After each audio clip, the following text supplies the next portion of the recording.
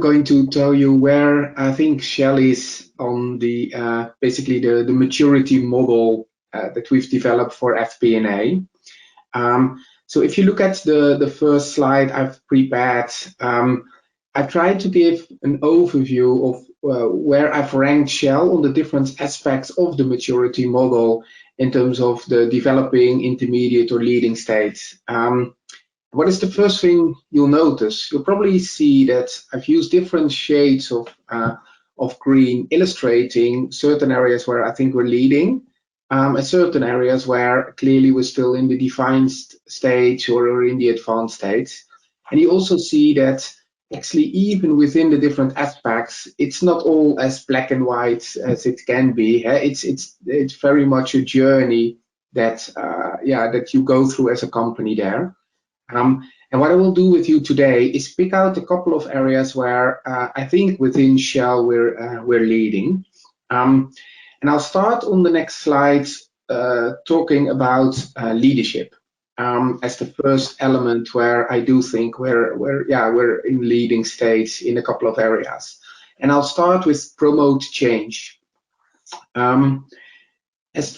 Probably a number of you have seen earlier in the year, Shell announced a new strategy, Powering Progress, which really tries and accelerate the transition to net zero emissions by 2050, and which is by far the biggest change for Shell in history. That means gradually navigating away from fossil fuels to newer, cleaner forms of energy. We've restructured the company to basically deliver on the strategy, and it basically means a full reorganization. Now, why is that relevant for FP&A? Clearly, we need to adopt as well, and we need to change our processes, we need to simplify, we need to digitalize, but it's very clear that we have senior sponsorship across the organization helping us with that. And we're definitely collectively on a journey, both Shell as a business, but also within FP&A, and having then the senior sponsorship is absolutely critical. And that also comes with a learner mindset to keep developing, keep learning, keep experimenting in an agile manner, so to speak. Then the second point I'd like to highlight is around the strategic focus beyond the current period. Clearly, for a company as Shell, and the uncertainty which is out there in the future, we need to develop multiple pathways how actually the future could unfold. When will different projects come on stream? Will they be successful or not? How quickly will people switch certain energy forms off and use more power? How quickly will the electrification go? All those things we need to model, which makes it very important that we actually look well beyond basically this year and next year, because whatever decision we make today will impact the future. And all of that we need to blend with basically the impact of reducing carbon in that. Very high on the radar. And the third aspect on the leadership is around the analytical-based decision making. We do typically sanction projects really looking at a strict set of criteria, trend analysis, project KPIs such as IRR, so the internal rate of return, break-even prices, payback periods before we sanction projects.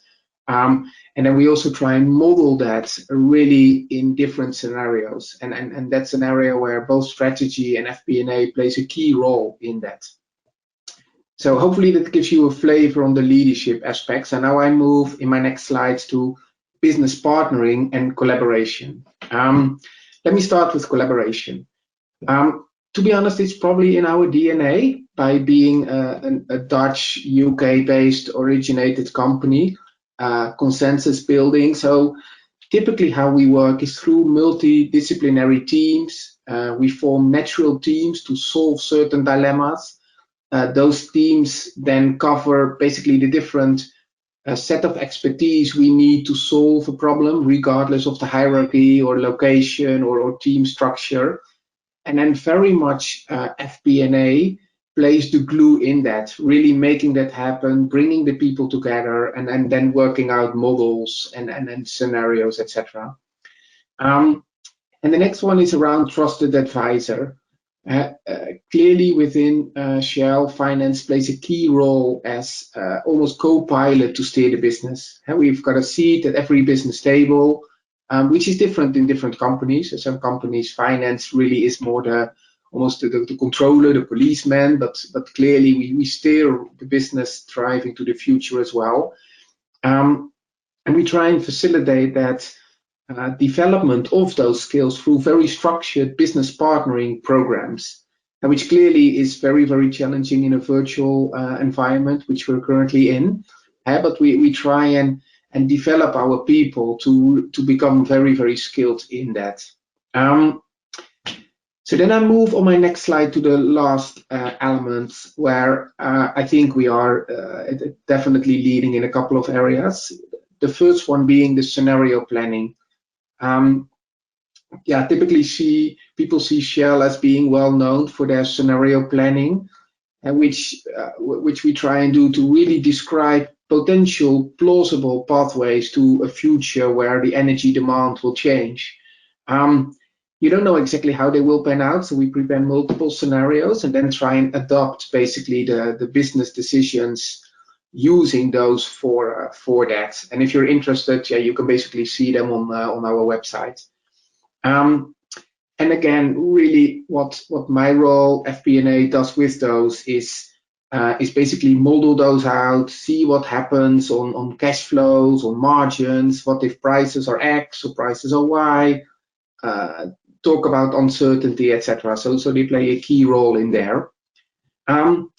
And then the last one, I put it on as leading, piloting with predictive analytics, but I deliberately use the word piloting. And we are gradually rolling out predictive analytics, basically in the way we do forecasting, working with artificial intelligence, data science, trying to bring the business KPIs into those models. We're piloting with that. In some areas more successful than in others, but the reason why I'm putting it on is I do think it's a very important building block for the future of basically FP&A success, and then I would really encourage companies to experiment with that. So those were the areas I wanted to highlight, and then I'll finish off in my last slide basically with a catch-all statements summary. And clearly the world is very uncertain, change is constant. I'm sure all of you in your respective companies experience that, and it's not going to go away. It's there to stay. And I think FP&A is very critical, supporting the business navigating to such a future, and the FP&A maturity model I think is an excellent tool helping you with that, pointing out where you need to focus on.